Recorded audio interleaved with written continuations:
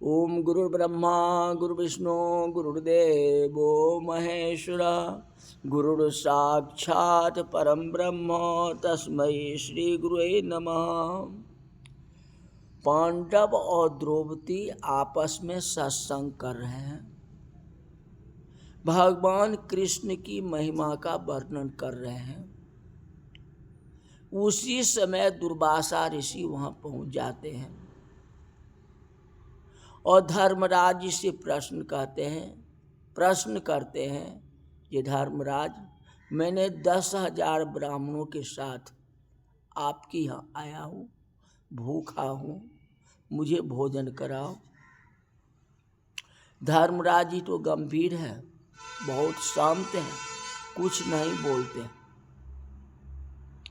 द्रौपदी तो भोजन कर ली थी, अब अक्षय पात्र में कुछ निकलने वाला नहीं।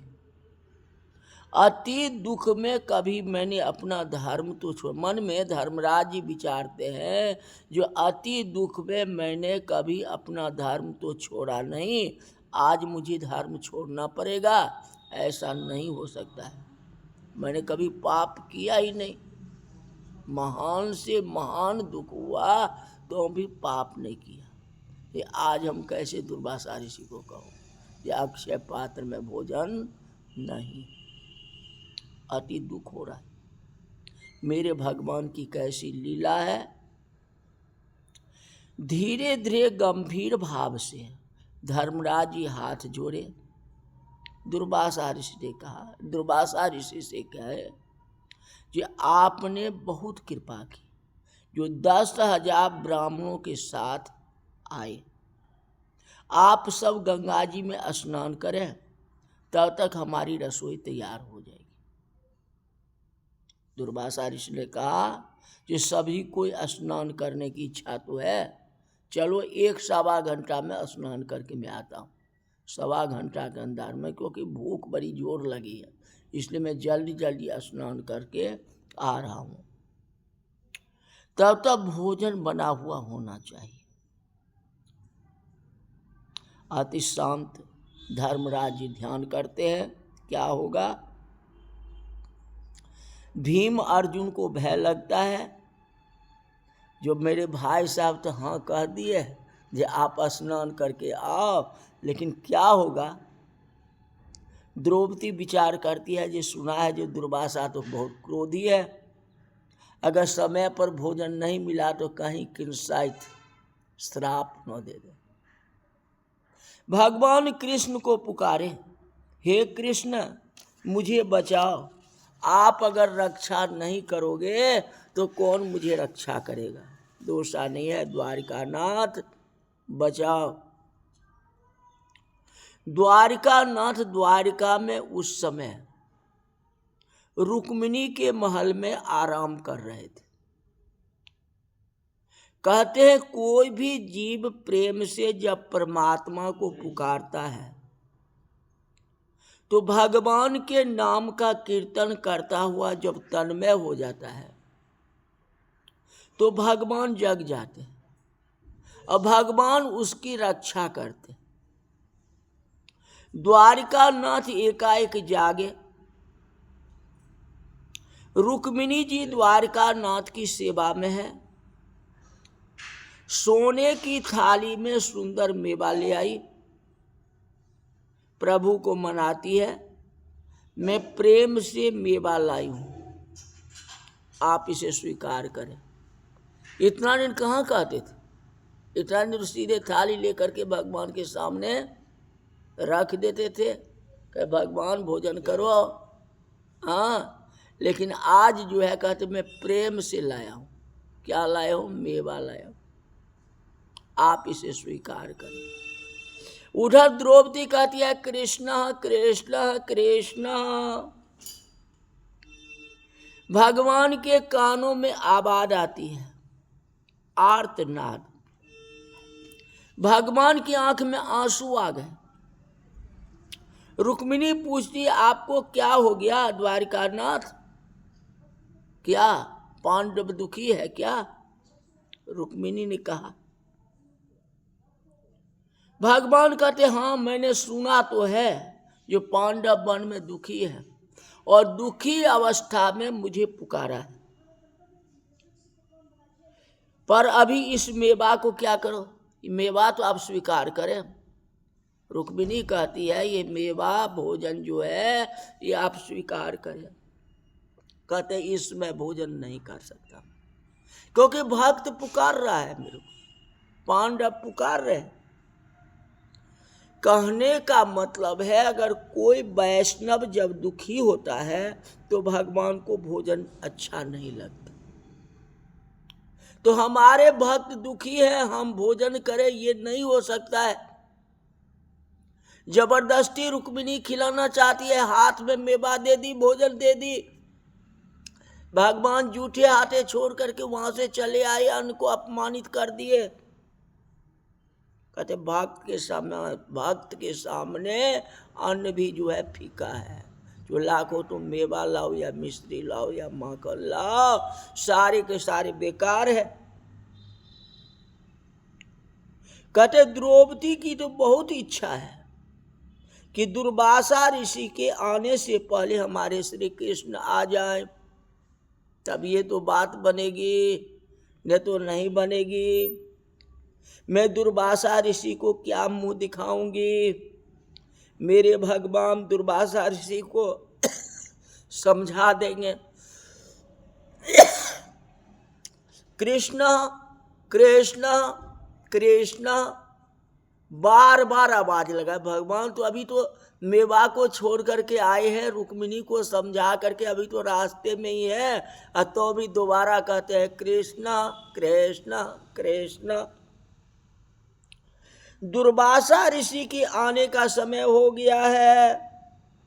रुक्मिणी जी के साथ भगवान बोलते तक नहीं, गरुड़ पर विराजमान हुए और दौड़ते दौड़ते आ गया। आज रुक्मिणी को बहुत आश्चर्य हुआ, थोड़ी देर के लिए उनको बुरा भी लगा, ये कैसे हैं। भोजन करने समय भी उनको कोई बुलाते हैं तो चल देते हैं, ये कैसे है बताओ। द्रौपदी जी श्री कृष्ण का कीर्तन में तन्मय हो गई, तन्मयता उनको दर्शन होता है। भगवान रुक्मिणी जी के महलों में हैं, रुक्मिणी जी मनाती रही, लेकिन मेरे भगवान सब कुछ छोड़ करके दौड़ते हुए आए हैं। आज मैंने प्रभु को त्रास दे दिया।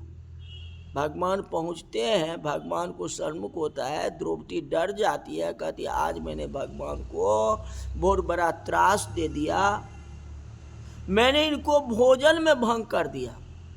भोजन करते समय मैंने पुकार लिया तो भोजन भंग हो गई इनकी। मैं बड़ी भूल की, मैं अपने स्वार्थ के लिए इनको बुला लिया, मैंने प्रभु को त्रास दिया है, ये मन में आती। श्री कृष्ण द्रौपदी के सन्मुख खड़े हैं, द्रौपदी की नजर भगवान की चरणों में है। फेस टू बात नहीं कर सकते हैं, बुलाए हैं, चरण की तरफ देख रहे हैं, सन्मुख देखने की हिम्मत है ही नहीं, क्योंकि मेरे कारण प्रभु को आना पड़ा, मैं कितना स्वार्थी हूं। श्री भगवान ने कहा द्रौपदी द्रौपदी मुझे बड़ी भूख लगी है, वहां से भोजन छोड़ करके आया हूं, अब तुम्हारे यहाँ मुझे कुछ खिलाओ, मैंने द्वारिका में कुछ खाया नहीं। रुक्मिणी कहती कहती रह गई, ने उसकी बात नहीं मानी, जो तुम दोगी वही खा लूंगा। आज तेरे हाथ का खाना मुझे अच्छी लगती, आज तुम्हारे हाथ से खाऊं। मुझे बहुत जोर से भूख लगी है, इधर दुर्वासा ऋषि को भूख लगी है, इधर कृष्ण भगवान को भूख लगी है, अब किसकी भूख प्यास बुझावे। द्रौपदी हाथ जोड़ती है, मैं अपने प्राण निकाल के दूं तो भी कम है, मैं क्या दूं। आपकी बहन तो अब भिखारी है, घर में कुछ है ही नहीं। भगवान ने कहा मेरे लिए तो तुमने घर में कुछ तो रखी होगी, चाहे किसी के लिए रखो या नहीं रखो, लेकिन मेरे लिए तो रखी होगी। बताओ, कोई मिठाई है या कोई फल रखा हुआ है? द्रौपदी का नियम था कि वह भगवान का भाग अलग रखती थी।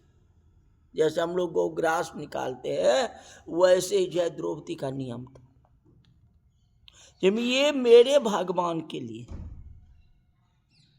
जिस घर में भगवान के लिए अलग भाग रखा जाता है, उस घर में लक्ष्मी और अन्नपूर्णा माता जी अखंड निवास करती। भगवान ने कहा मेरे लिए तो तूने कुछ रखा होगा। द्रौपदी चुप हो जाती है क्योंकि कुछ भी नहीं है। कहते अक्षय पात्र मुझे दिखा, तू झूठ बोलती है। तूने अक्षय पात्र के अंदर कुछ छिपा के रखा होगा।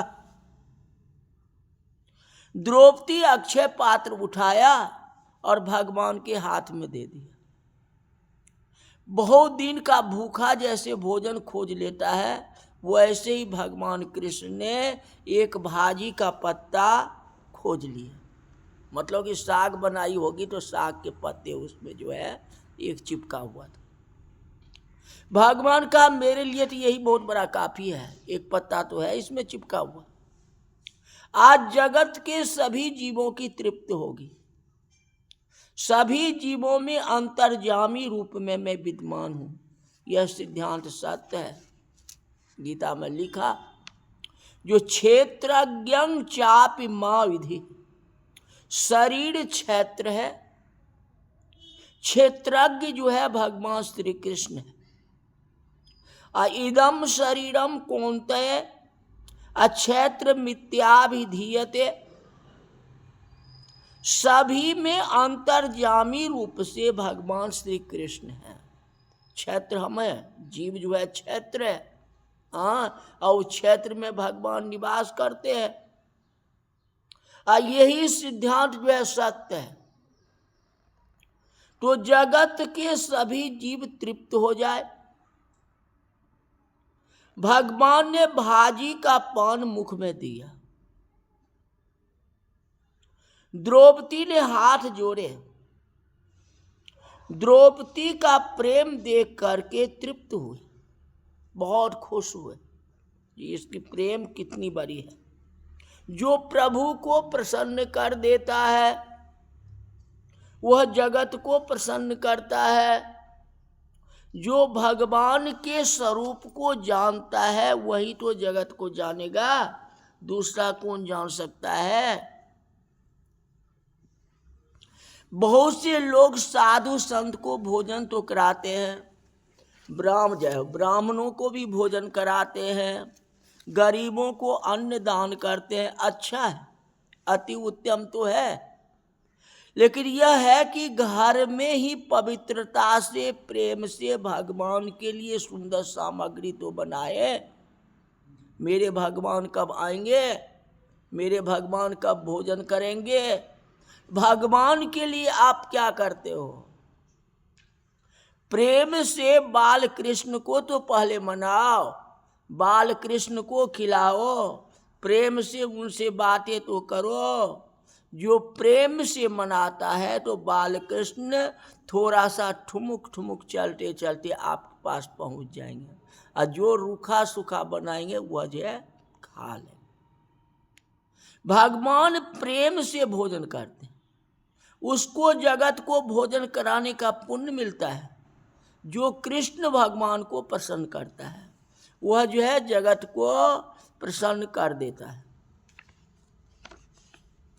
द्रौपदी सागम स्वाद्य त्रिलोकी निकल्पिता, अतजीव ब्राह्मणोर के साक्षी ब्रह्म एव नो हरि। दुर्वासा ऋषि का पेट फूल गया। भगवान खा लिए तो दुर्वासा ऋषि का भी पेट भर गया। अजीर्ण की डकारें आती है। ब्राह्मण संध्या करते हैं, गायत्री जाप करते हैं, सभी को ऐसी दशा हो गई। भीमसेन बुलाने के लिए गए, महाराज चलो। दुर्वासा ने पूछा, भीम सच बताना, द्वारका से श्री कृष्ण तेरे घर में आए हैं क्या? भीमसेन ने कहा, हाँ आए तो हैं, द्रौपदी के साथ बातें करते हैं, मैं आपको बुलाने के लिए आया हूं। भगवान ने मुझे ऐसा कहा कि दुर्वासा मेरे गुरु हैं,